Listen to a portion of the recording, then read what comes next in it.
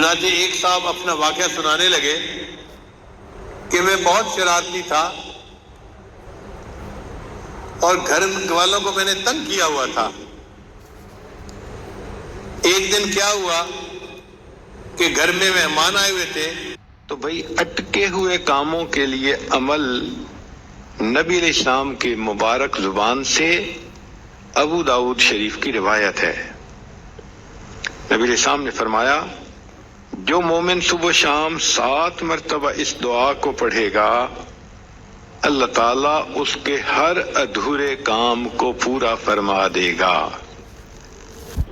تو دوست احباب شکوے کرتے ہیں جی ہمارے کام پورے نہیں ہوتے، اٹک جاتے ہیں، اور پھر وہ کسی کے پاس جاتے ہیں، عملیات والوں کے پاس، تو ان کا تو چونکہ کاروبار ہے، انہوں نے پیسے کمانے ہوتے ہیں، تو وہ سمپل جواب دیتے ہیں جی کسی نے لگتا ہے تمہارا رزق باندھ دیا ہے، کسی نے تمہارا رشتہ باندھ دیا ہے، اور ہم اس کو بلیو کر لیتے ہیں۔ بھائی اللہ کسی کو دینا چاہے تو کون اس کو باندھ سکتا ہے؟ کیوں کسی کو چھوٹا خدا بناتے ہو؟ کوئی کسی کا رزق نہیں باندھ سکتا، کوئی کسی کا رشتہ نہیں باندھ سکتا، ہمارا ایک ہی خدا ہے، اس کے کام کو کوئی روک ہی نہیں سکتا۔ خواہ مخواہ اپنا عقیدہ بھی خراب اور اپنا عمل بھی خراب۔ سیدھی بات ہے کہ نبی علیہ الصلوۃ والسلام نے جو باتیں سکھائیں ان کو کریں، خود بخود عملیات سے جان چھوٹ جائے گی۔ چنانچہ عورتیں اکثر پوچھتی ہیں جی کہ میرا رشتہ اچھا ہو جائے، بیٹے کو جاب مل جائے، بہو کا ویزا رکا ہوا ہے، فلاں کام اٹکا ہوا ہے۔ تو بھائی اٹکے ہوئے کاموں کے لیے عمل نبی علیہ السلام کی مبارک زبان سے ابو داؤد شریف کی روایت ہے۔ نبی علیہ السلام نے فرمایا، جو مومن صبح شام 7 مرتبہ اس دعا کو پڑھے گا، اللہ تعالیٰ اس کے ہر ادھورے کام کو پورا فرما دے گا۔ اور وہ کیا ہے؟ حسبی اللہ لا الہ الا ہو علیہ توکلت وہو رب العرش العظیم۔ اب تھوڑی بات اور بھی سن لیجئے کہ کچھ اسباب ہوتے ہیں تنگ دستی کے، عموماً ہمارے اندر وہ عادتیں ہوتی ہیں اور ہم کہتے ہیں جی کہ تنگ دستی بہت ہے۔ ہمیں چاہیے کہ جن چیزوں سے تنگ دستی ہوتی ہے ان اعمال کو چھوڑ دیں۔ پہلا عمل، کھڑے ہو کر جوتے پہن کر ننگے سر کھانا کھانا۔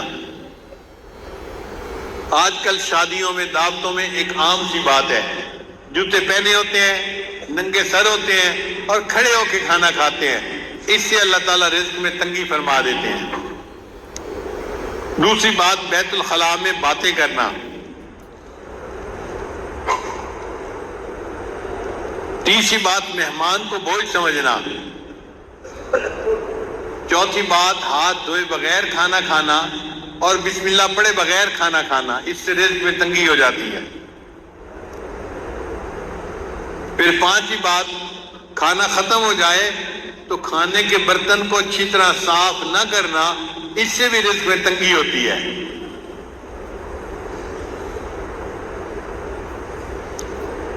پھر چھٹی بات، مسجد میں دنیا کی باتیں کرنا۔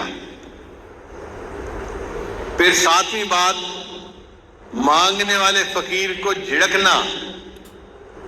بھئی آپ کے پاس کچھ نہیں ہے دینے کے لیے تو محبت سے اس کو کہہ دیں کہ بھائی آگے چلے جاؤ، جھڑکی نہ دیں۔ کئی لوگ اس فقیر غریب سمجھتے ہوئے اس کو جھڑکنا شروع کر دیتے ہیں، تجھے کہا نہیں، تو نے سنا نہیں، جاتا کیوں نہیں؟ تو فقیر کو جھڑکنے سے خود بندہ رزق کی تنگی میں مبتلا ہو جاتا ہے۔ پھر ساتواں عمل، مغرب کے بعد بلا عذر کے سو جانا۔ عشاء کے بعد سونا چاہیے، مغرب کے بعد اگر بیماری ہے یا عذر ہے تو اور بات ہے، پھر اجازت ہے۔ اگر عذر نہیں تو مغرب کے بعد سونے کی عادت نہیں بنانی چاہیے۔ پھر 10واں عمل جس سے رزق تنگ ہو جاتا ہے، بغیر عذر کے نماز قضا کر دینا۔ فجر نہیں پڑھتے، ظہر نہیں پڑھتے، عصر نہیں پڑھتے، مغرب نہیں پڑھتے، باتوں میں لگے رہے، نماز قضا ہو گئی۔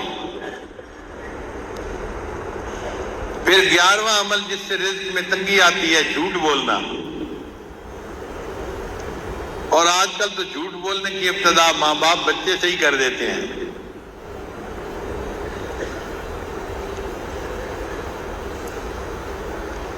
پھر 12واں عمل جس سے رزق میں تنگی ہوتی ہے، گانے بجانے میں دل لگانا۔ گانے پسند ہوتے ہیں تو آپ دیکھیں گاڑیوں میں ہر وقت ٹونٹو ہوتی رہتی ہے، گانے لگے ہوئے ہوتے ہیں، میوزک لگی ہوتی ہے۔ پھر 13واں عمل جس سے رزق میں تنگی آتی ہے، اولاد کو برا بھلا کہنا۔ کچھ جاہل ماں باپ کو اولاد کو گالیاں دینے میں مزہ آتا ہے۔ ماں ہے تو گالیاں دیتی ہے، باپ ہے تو گالیاں دیتا ہے۔ اولاد کو گالیاں دینے سے اللہ تعالیٰ بندے کو رزق کی تنگی میں مبتلا کر دیتے ہیں۔ اس لیے غصے میں بھی اولاد کو دعا دینی چاہیے۔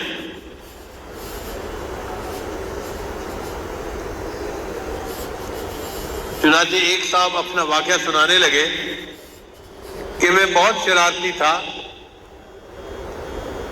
اور گھر والوں کو میں نے تنگ کیا ہوا تھا۔ ایک دن کیا ہوا کہ گھر میں مہمان آئے ہوئے تھے تو میری والدہ نے دال بنائی مہمانوں کے لیے، اور میں نے ایک مٹھی ریت کی بھری اور آ کر ہنڈیا میں ڈال دی۔ اب جب مہمان کھانا کھانے لگے تو دال کے اندر ریت تھی، تو کھانا تو نہیں کھایا جاتا نا، تو مہمانوں کو بھی پریشانی ہوئی اور گھر والوں کو بھی پریشانی ہوئی۔ اب جب گھر والوں کو پریشانی ہوئی تو میرے والد تو غصے میں کہ جس نے یہ کیا ہے میں اس کی پٹائی کرتا ہوں۔ کہنے لگے کہ میری والدہ کو پتہ چلا تو میری والدہ نے پتہ کیا کہ یہ کام کیا کس نے ہے، تو ماں کو بچوں کا پتہ ہوتا ہے، اس نے کہا کہ فلاں نے کیا ہوگا۔ مجھے پکڑ کے لایا گیا اور مجھے پوچھا گیا کہ کیا تم نے یہ حرکت کی، سالن کے اندر تم نے ریت ڈالی؟ تو امی کے سامنے میں نے اقرار کر لیا، ہاں امی یہ شرارت میں نے کی تھی۔ کہنے لگے کہ یہ شرارت کا جب میں نے اقرار کیا تو غصے میں میری ماں نے مجھے کہا، اچھا تو نے مہمانوں کو تکلیف پہنچائی اور سالن کے اندر تو نے ریت ڈالی، اللہ تعالیٰ تجھے حرم کا امام بنا دے۔ تو وہ کہتے ہیں کہ اللہ نے میری ماں کی دعا کو قبول کر لیا اور آج اللہ نے مجھے دونوں حرم کا امام بنا دیا۔ یہ واقعہ کس کا تھا؟ قاری سدیس کا تھا جو حرم کے امام ہیں۔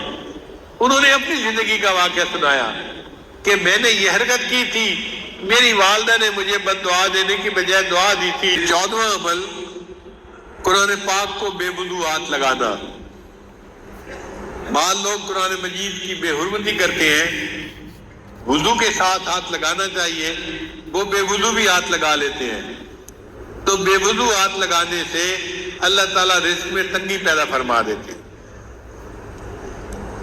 15واں عمل غیر محرم کو بے دھڑک دیکھنا۔ بعض نوجوان سمجھتے ہیں کہ ہوتا تو کچھ نہیں، تو غیر محرم کو دیکھو مزے اڑاؤ، تو غیر محرم کو دیکھنے اللہ تعالیٰ بندے کو رزق کی تنگی میں مبتلا فرما دیتے ہیں۔ اور 16واں عمل جس سے کہ اللہ تعالیٰ رزق کو تنگ کر دیتے ہیں، اپنے اہل خانہ کے ساتھ ہر وقت لڑتے رہنا۔ یہ گناہ آج کے دور میں عام ہو گیا ہے۔ جس گھر میں دیکھو خاوند بیوی پہ برس رہا ہے اور بیوی بھی چپ نہیں کرتی، آگے سے کوئی نہ کوئی جواب دیتی رہتی ہے، اس نوک جھونک کے بدلے اللہ تعالیٰ رزق کی تنگی میں مبتلا کر دیتے ہیں۔